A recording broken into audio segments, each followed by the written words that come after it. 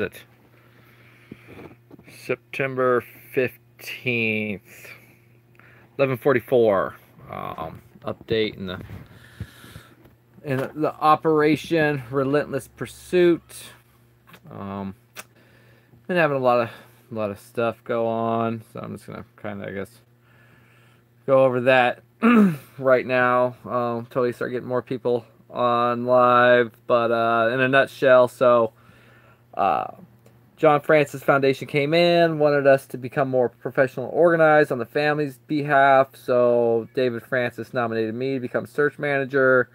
Put together an operational plan that would be professional and organized and thorough, so when we give a notice of intention to the Snohomish County Sheriff's Department and also to the Forest Service Department, that it would be professional and organized, and yeah, and be able to go up there and bring Sam home. Hey guys. So the last couple days, it's just been more speed bumps, red tape, roadblocks, people trying to hinder us. Yeah, very frustrating. So I went on, did a Facebook Live earlier, and now I'm on YouTube. So yeah, it's really frustrating. We're trying to get it worked out, trying to come up with other means to be able to get up there. So that's what we're working on. Hey Deb. So on my Facebook Live, I was gonna. Why was the helicopter turned down? I don't know, man. I really don't know. Any questions like that, I just don't understand it. I have no idea. So I was gonna go through and post the operational plan on online, but I only have a camera phone, and taking pictures of it and trying to upload each picture is just really hard. So I figured I would just maybe read it out loud on a YouTube Live. So I got it here. Here's the operating plan. Sorry, I'm almost out of ink on my printer. I'm gonna go through it. So we got a table of contents page, and this is what we sent to the Snohomish County Sheriff's and the Forest Service. Table of contents. I got a couple pages here. General briefing, mission phases, environmental analysis, behavior analysis, rules of engagement, incident action plan, emergency plan, executive tasking, blah, blah, blah, blah, blah. We'll just put that over here for now. And we'll get to the nitty gritty of it, and I'll show the page a little bit and then do it. Now this is something that, I've had a basic template over for the years that I've used, but this one I really got involved and spent a really good 3 days at making this thing. It's like 30 pages long, and I feel right now I should just burn it, because what good was it for? The Forest Service wanted me to, people wanted this.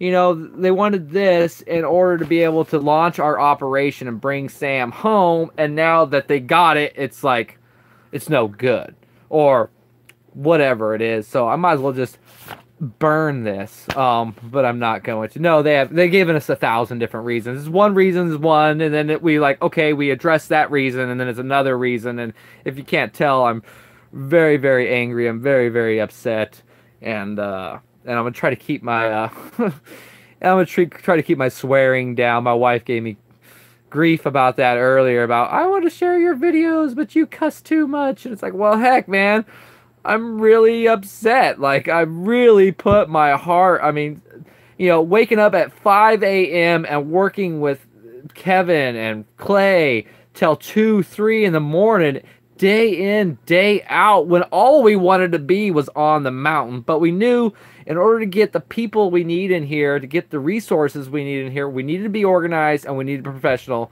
So we had to do it. Even though we just wanted to be up on the mountain, charging ahead, attacking the Titan, we couldn't do that. So we had to do this to get the resources that we need to bring Sam home, because right now we really can't be effective and do that safely just by ourselves in a small group. So we really need some other resources from outside help. So, okay, here it is. Here is Operation Relentless Pursuit is the name of our operation, and this right here is our operational plan. And I'm going to go ahead and just read it out. I probably won't be looking at my phone because I'll be reading. So if you have any questions or anything, please, I'll always give like 5-10 minutes towards the end for questions or whatever. But if you want to comment or whatever, I'll be able to look at those later. Okay, so general briefing. Situation. Samantha Sayers went missing on August 1st, 2018 during a day hike to Vesper Peak. Kevin Dares, her fiance, reported her missing at 1 a.m. on August 2nd, 2018. Her car was found parked at the trailhead. Sam is an avid, experienced day hiker. Extensive searches have failed to find her thus far. Bullet points. Snohomish County Sheriff and other agencies took part in the air, land, and canine search of the surrounding area up to a 3-mile range in particular areas. Search and rescue operations ran 23 days before withdrawing. This search effort is the longest official effort in Washington State search and rescue history. An extensive search has continued by family, friends, and volunteers. This effort has not ceased. Helicopters with FLIR, MVG, thermal, canine, drone operations, ground forces have all been active in the effort since their beginning. The John Francis Foundation has been involved in the efforts, offering direction, advice, resources, and HRD canine efforts for one day. The recovery effort has been turned over to Command Warrant Officer CWO5 Kevin Dares, which is the father of the fiance, and Search Operations Manager Bud Carr, aka Garuda King.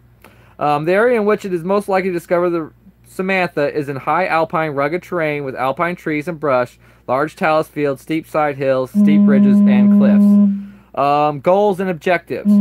Be safe. No person or animals injured or sickened in the effort. Successful discovery of Sam. Bring resolution to family and friends. This before the seasonal change, which will hinder the search operations and reaching our objectives successfully. Got somebody calling in. Gonna have lots of calls, so bear with it. I'm just gonna cut them out. Work as a team. Practice LNT principles. Leave no trace at all times. Allocate HRD cross-train canine teams that can handle rugged, technical mountainous terrain that most canine teams cannot handle. Allocate highly skilled and experienced alpine search and rescue personnel to search difficult and dangerous terrain. Distribute all necessary resources to establish a central forward operating base in the area of operations with 1 or 2 satellite bases for further deployed forces. Clear 0.7 mile containment area by K9 HRD cross-trained teams, technical terrain specialists, and ground recovery search teams. Search target area more thoroughly in places previously covered by non-SAR teams. Search target area with HRD cross-trained K9 teams where previous deployment did not happen. Search high technical terrain features with experienced technical terrain specialists. Search for any sign or indication that will lead to the discovery of Sam's whereabouts. General briefing. Safety. Act safely by putting my own and my team members' safety above all others. Safety principles will be followed at all times by all personnel. Refuse to act in an unsafe manner, even if directed or requested to do so. If you observe another person being unsafe, confront their actions. Be your brother's keeper. If confronted for being unsafe, stop what you are doing and ensure safety. Respect their input. Mitigations. Each person is expected to extensively hydrate, and we are to remind each other of this daily. All persons deployed will be on a buddy system or in teams. Be watchful for wildlife. Each team will be required to carry and maintain communications. Appropriate clothing will be required. Each team should have LCES, lookout, communications, escape route, safe zones. I'm not going to go through and explain all of it. My YouTube live probably would be forever.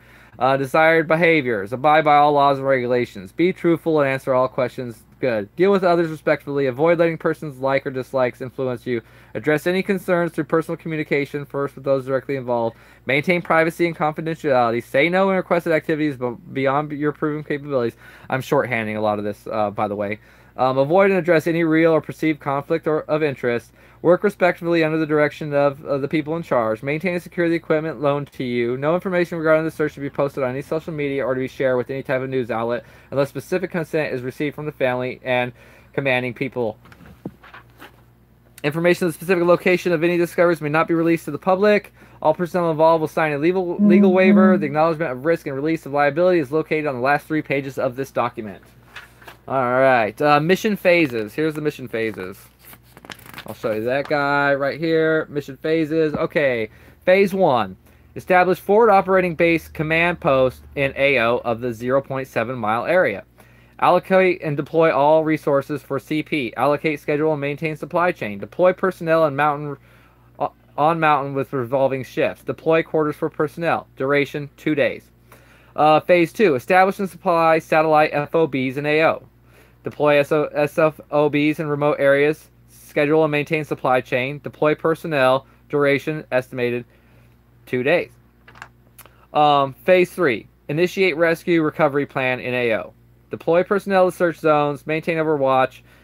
Daily debriefs. Evening gear loadouts. Duration 3 weeks. Phase 4, initiate redeployment of all assets into AO 1.9 mile radius. Initiate rescue recovery plan in new AO. Redeploy personnel and assets. Blah blah blah. Mission duration probably going to last 42 days because of the weather. So that's pretty.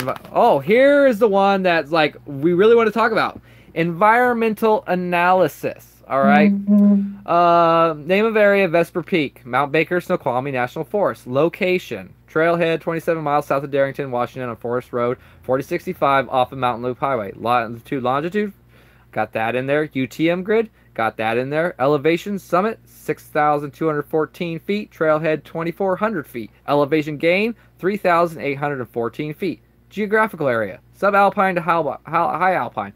Weather patterns: weather in North Central Cascades is unpredictable and vary with specific convergence zones in the AO.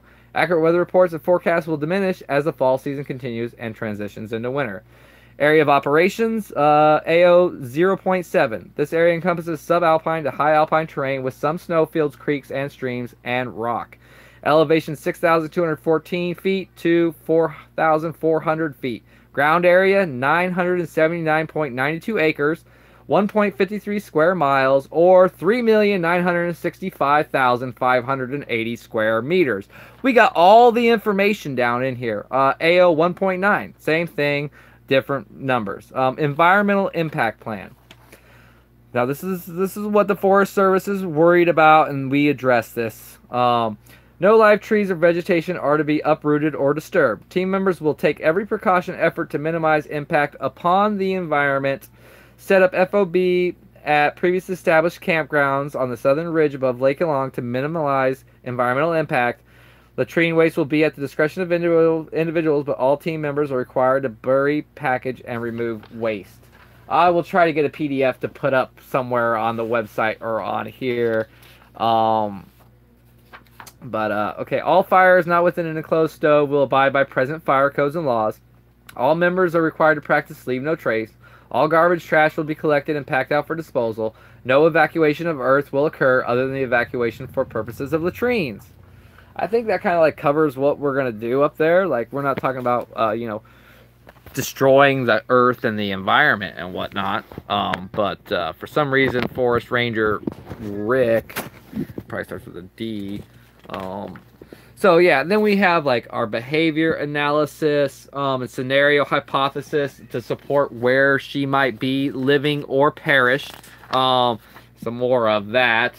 We have our incident action plan, and this is the thing that really, this park ranger or forest ranger was like, oh, well, if somebody gets hurt up there, it's going to take 60 guys and 48 hours to get them out of there, because what if a helicopter, can't fly and we can't get them in there? I was like, well, that's why we have a CP up there.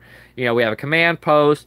It's we got an emergency medical technician on site, going to be there. We're going to have one there at all times, revolving shift for an EMT up there, and we're going to have all the necessary equipment that person needs to save their life.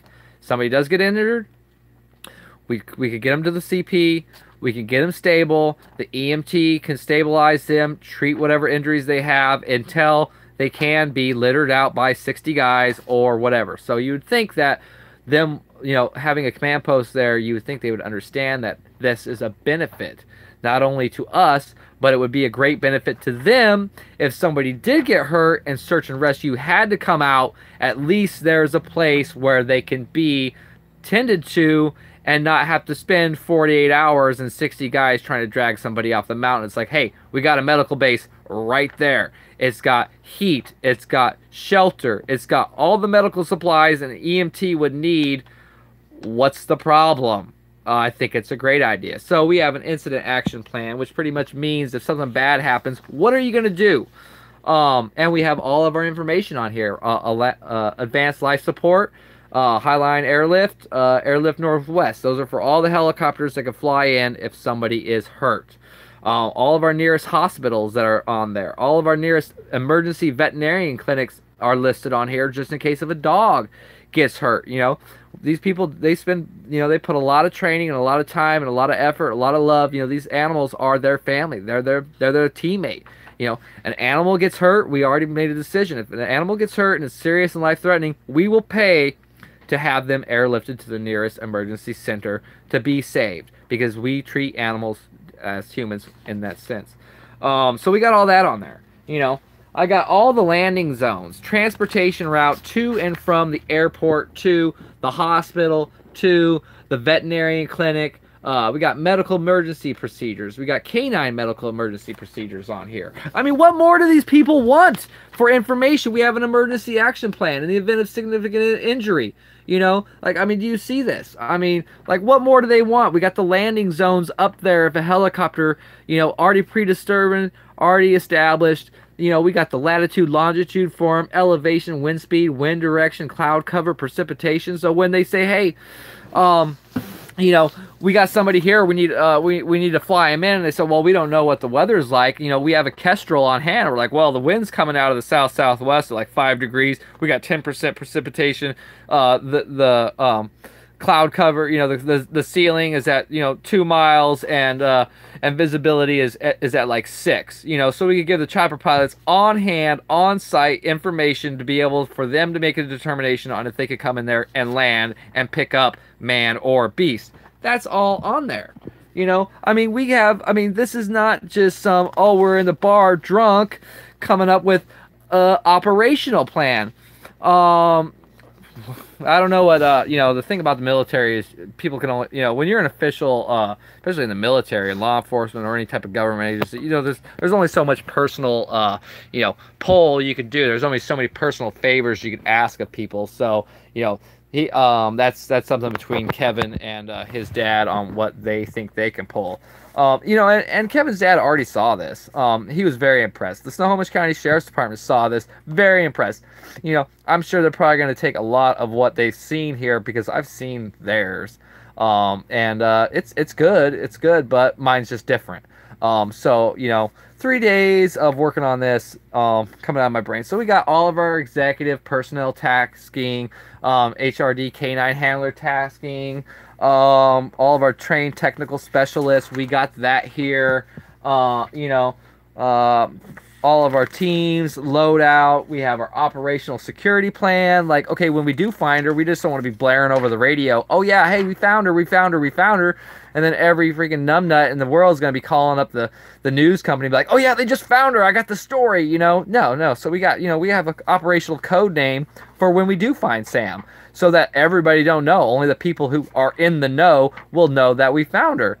Did you ask Rick what is missing from the plan of action? There's nothing missing from the plan of action. That's the thing about it. You know, we got the operational security plan in here. What if there's a hostile people? What if somebody comes up there and starts, you know, being belligerent and drunk or on drugs or who knows what, just being an asshole? How do we handle that person? What are our legal abilities to deal with this person? Can we physically restrain them? Can we physically, you know, remove them? Do we have to call 911 and wait for a sheriff to show up? Thank goodness we have a security officer who's going to be law enforcement, who will be able to deal with things of that nature, because they're in law enforcement, so they'll be able to handle that. So we're going to have that up there too. You know, we're going to have EMTs. We're going to have law enforcement people. You know, we got a chief warrant officer in the U.S. Army coming up, and who's going to be the head commander of it all. You know, we have our tasking for a quick response force. You know, QRF. Like, who's QRF for the day? Somebody gets hurt, somebody breaks a leg or something. We have a QRF team who will be specifically sent to be able to help and support the person that's hurt, because everybody's going to work in teams. We're hoping to have 6 3 to 4 man teams out there, and then also a QRF force. So if somebody gets hurt, we can get to them and help get them back. So there we got that. Area of operations search zones, essential elements of information. Anybody that's in the SEALs out there knows what, or, you know, high up in the military will know what an EEI is. You You know, a lot of my plan is based off of the Patrol Leader's Handbook because I had that ever since I was a kid when I wanted to become a Navy SEAL. And I've studied that over my life, all my life. And all my, you know, private search missions that I've been on, or my expeditions that I go out on for prospecting gold or anything of the sort, is all you know, is all in that book, and that's my template that I've always used for any operation that I do. So you know what an EEI is, and you know what's in an EEI, then you know what this EEI has. I mean, this is just for one specific search zone. To give you an idea, we got you know, the terrain. What's the terrain like? Terrain, relief, vegetation, density of vegetation, waterways, hazards, obstacles, slope angle, exposures, elevations, area coverage, terrain class. I mean, we have all that information in there, you know, for each specific search zone is all in there. Acknowledgement of risk and release of liability for all the stuff. My wife is calling me right now, and I'm gonna answer it. I can't answer. So yeah, you know, we have everything, and then more so, on what needs to be in what they call an action plan. I don't really like the term action plan. I like operational action plan better. So we have everything. We have all the information they want. We have all the detailed information of how we're going to respond to incidents, how we're going to conduct ourselves, how anybody that's in our operation is going to conduct themselves. And if they conduct themselves anything other than that, they will be asked to leave. They will no longer be part of the operation. So what more do they want? I mean, is this just not good enough? You know, if the head search and rescue dude of, you know, the Snohomish County Sheriff's Department says he's thoroughly impressed with my operational plan, you know, then what's wrong with it for the Forest Service? Huh? I mean, you know, we spell out what our mitigation on the environmental impact is. We spell out what our command post is going to be utilized for. So, you know, I don't understand it. And I'm sure all of you guys don't understand it either. They said something that's in a particular act that private can't drop there, but you can get around that. Well, no, that's Wilderness Act. Wilderness Act, you can't fly helicopters in unless it's strictly a government agency in an emergency situation. But there's nothing that says that they can stop you with helicopters other than them just wanting to stop you from using helicopters, which they have the authority to do anything and say anything on any federal forest land, you know, at any time. So yeah. You know, so it's really frustrating because here today we were supposed to be launching out there this weekend. We had a really good little break in the weather window this morning to be able to get up there. But now that we can't fly all of our stuff up there, we're grounded, and now it looks like our weather window is completely shut on us. When this is all over, you guys need to go public with. We're going public now. You know, we gave the guy till 10 o'clock this morning to come around. You know, we resubmitted everything, you know, changed a little language if it was more, you know, in line with what the Forest Service expects out of the language. You know, we've redrafted this thing since it was finalized and done, and sent to the Snohomish County Sheriff 3 times now just for the Forest Service. So I don't know what more we could put in there to spell out, hey, we're not a bunch of dumb hicks. We actually know what the hell we're talking about and what we're doing. And we have a bunch of people who are really professional in what they do, you know, and just because, you know, like me, you know, a lot of people don't know me up here in the mountaineering field. A lot of people don't know me in the search and rescue field. It's because I'm a bushi, I'm a rogue, I'm a ninja. You know, I don't like being in the public eye. I don't like being, you know, oh yeah, I'm the #1 rock climber up here. You know, when I'm out mountaineering, I go to the places that a lot of people don't go to. When I'm out in the backcountry in the wilderness, I go to the places where a lot of people don't go to. Because why? Because I want to be around the people. I don't want to be like, oh, the other every other rock jock that's out there. You know, I want to be freaking clandestine. I don't want to be seen. That's why I wear camo all the time. Is I don't want people to know what I'm doing. You know, which is a hindrance in the way, because then I get thrown in the spotlight like this. Camping is allowed. Camping is allowed out there. So, you know, it's really frustrating. It's really frustrating when you've worked so hard, and then, you know, and then you're told, hey, if you do it this way, you'll get more resources, you'll get more help, you'll get more support than what you've already had from government agencies, from you know, search and rescue people out there in the world. If you get your shit together and you get it really dialed in, you'll get all this more support and resources. And then we have some little ranger, this one man ranger going around calling up helicopter companies, just going around calling up all the helicopter companies around saying, yeah, if these guys contact you to fly them out, you can't fly them out, and if you do, we're coming after you. Like, what kind of crap is that? I mean, I don't understand it. So, you know, so here we are, you know, we got the plan. There's nothing wrong with it. Everybody that's seen it is thoroughly impressed with it. You know, they're like, where did this guy come from? Who is this Carlton Carr? Like, why haven't we heard about him? Like, where is he from? Like, he can come up with stuff like this, and he's not out there in the SAR world? Like, we need to get a hold of that guy. So, I don't know. So, there it is. But, you know, all of our bags are packed. Here's my bag. I got my yellow ribbon on there for Sam. You know, it's all packed up, ready to go. Here's my other pack, Mystery Ranch Peentler. That's got all the climbing gear in it that we need, all the technical gear that we need to get into the technical areas and stuff. Another backpack full. You know, we got tons of gear. My Bronco's already loaded up. We got tons of gear. We're all ready. We were ready to freaking to jump on the bird and go today, and bam. Can the Sheriff's Department override this ranger? Nope. Unfortunately not. Sheriff's Department is county and Forest Service is federal. And as we all know, feds trump state and state trumps county. So that's where we're at. Unfortunately, we can't get in there. And I'm probably just saying everything I said off my Facebook anyways. So that's where we're at. We're trying to pull rank on this guy. Trying to find someone who can pull rank on this guy and give us the green light to launch our operation. If not, we got to go back to the drawing board again and come up with a new operational plan of how to get all of our stuff up there so we can have a successful, safe mission.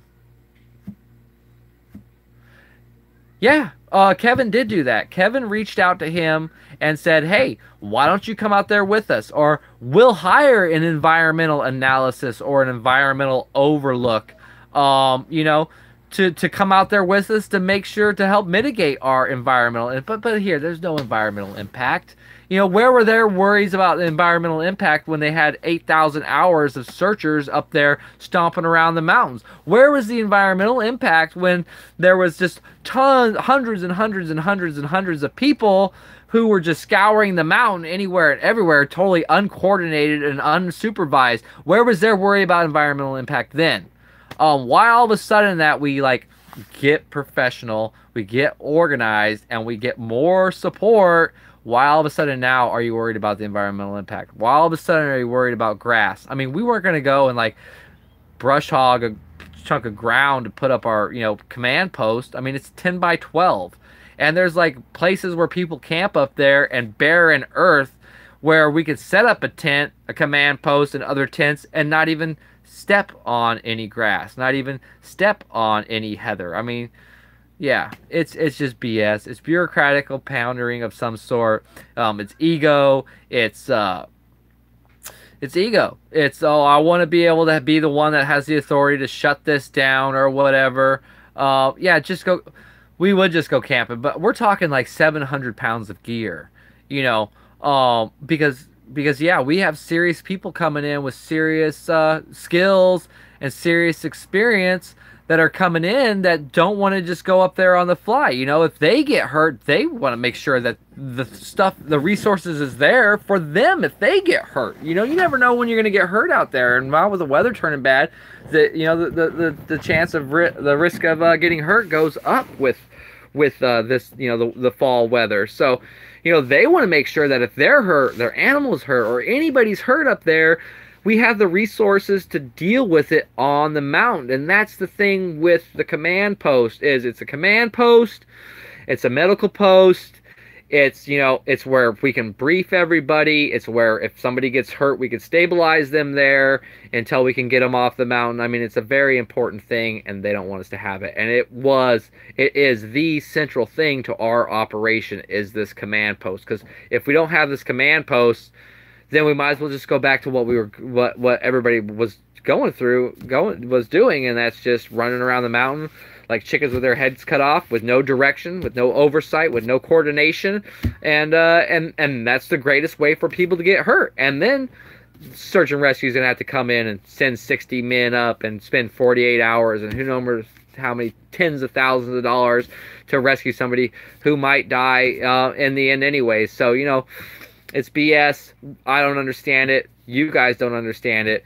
We could ask why all the reasonings it is, and it just seems around, it comes around, and it seems like, oh, well, it's this issue, we mitigate it. Oh, it's another issue, we mitigate it, and now it's another issue. So, you know, it's just going to keep coming and coming and coming and coming.